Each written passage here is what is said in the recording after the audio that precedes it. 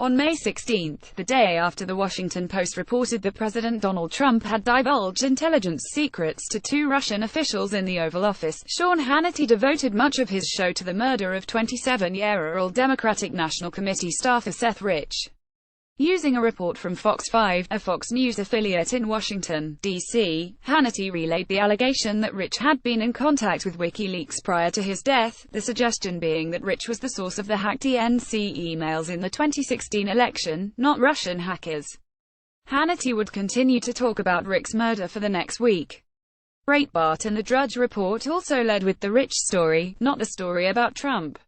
Then it all fell apart. It took Fox News over a week to retract this baseless story, during which it devoted a significant portion of its primetime hours to disseminating it. The final nail in the coffin of the Seth Rich WikiLeaks story was driven home earlier this week.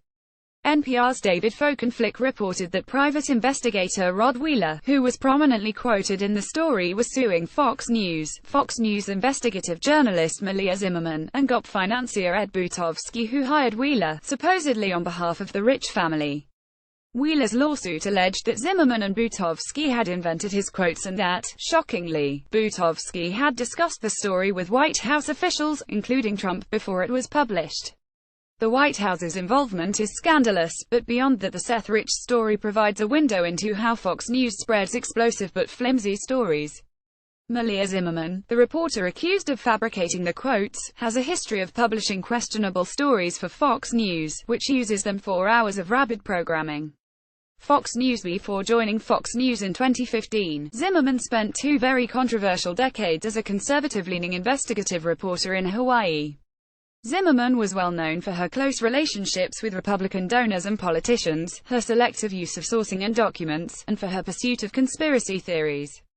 Her relationship with Republican State Senator Sam Slom was particularly problematic. She would report on him favorably by praising his pro-business conservative stance. Ian Lind, an investigative reporter based in Hawaii, told me. According to Lind, he would then praise her reporting, and his organization, Small Business Hawaii, would give her awards. Meanwhile, they were sharing a home and lived together for about a decade, Lind said.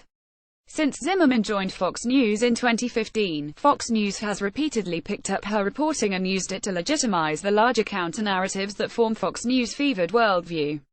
These stories touched on alleged issues like voter fraud, gun confiscation, the Benghazi terrorist attack, the unmasking of Trump transition officials in confidential documents, and the murder of Seth Rich. In June 2016, shortly after the attack on the gay nightclub Pulse in Orlando that killed 49 people, Zimmerman reported that the shooter, Omar Mateen, had been radicalized by an Imam ex-con named Marcus Dwayne Robertson.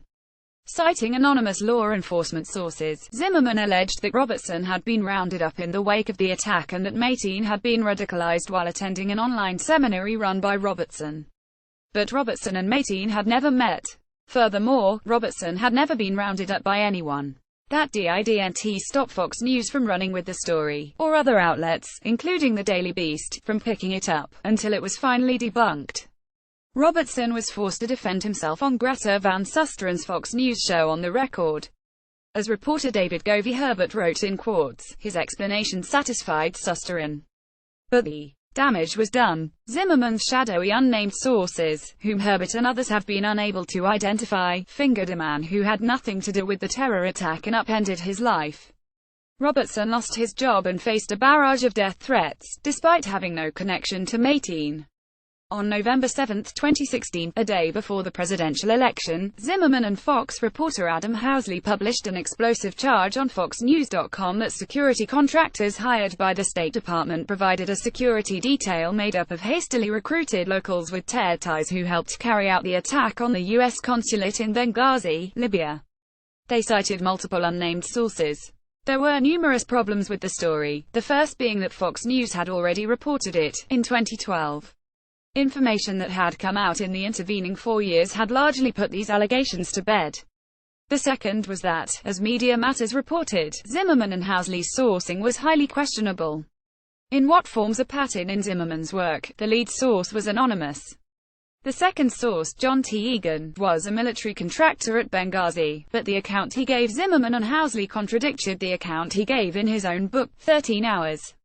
And the third source came from the Citizens Commission on Benghazi, which Media Matters notes is staffed by multiple birthers, anti-Muslim activists, and conspiracy theorists.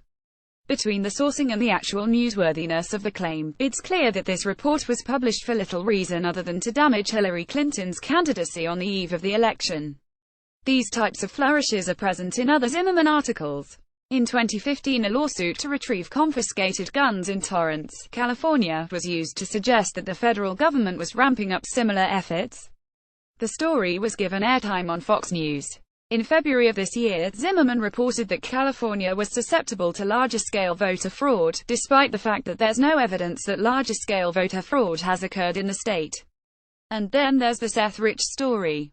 That story, which allegedly was based on fabricated quotes and drafted under the watchful eye of the White House, is a perfect example of how Fox News uses objective-seeming investigative reporting to drive bogus or exaggerated narratives.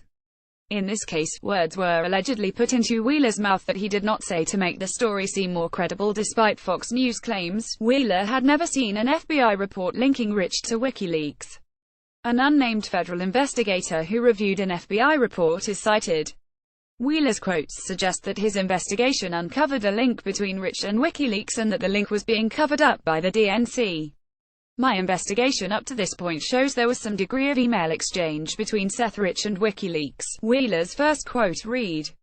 His second, my investigation shows someone within the D.C. government, Democratic National Committee, or Clinton team is blocking the murder investigation from going forward. That is unfortunate. Seth Rich's murder is unsolved as a result of that. Butovsky's belief that such an FBI report exists seems to have come from legendary investigative reporter Seymour Hersh, who has been looking into Rick's death. I hear gossip, Hersh told NPR on Monday. Butovsky took 2 and 2 and made 45 out of it. That Zimmerman was working closely with Butovsky, a GOP operative and fundraiser, is part of another pattern in her reporting. That the most egregious of her stories all rely on anonymous sources is enormously troubling, since there are plenty of people who would be more than happy to use Zimmerman to plant a kernel of a story that can be blown up into something far more sinister. Fox News, meanwhile, is happy to use Zimmerman's reporting to give its stories an illusion of actual journalism. As Herbert wrote in Quartz, the network frequently uses Zimmerman's reporting as a sort of feedback loop to establish a pattern of credibility to on-air segments. The larger narrative is the true impetus for the reporting, which gives that narrative credibility, and is then shouted back at Fox News audience for several hours in the afternoon and evening. This almost amateurish attempt to gin up stories was bound to be exposed, but it's surprising it took this long. What's less surprising, Zimmerman hasn't stopped reporting for Fox News. Correction, a previous version of this story identified Zimmerman as a local reporter with a Fox News affiliate. She is a reporter for FoxNews.com. We regret the error.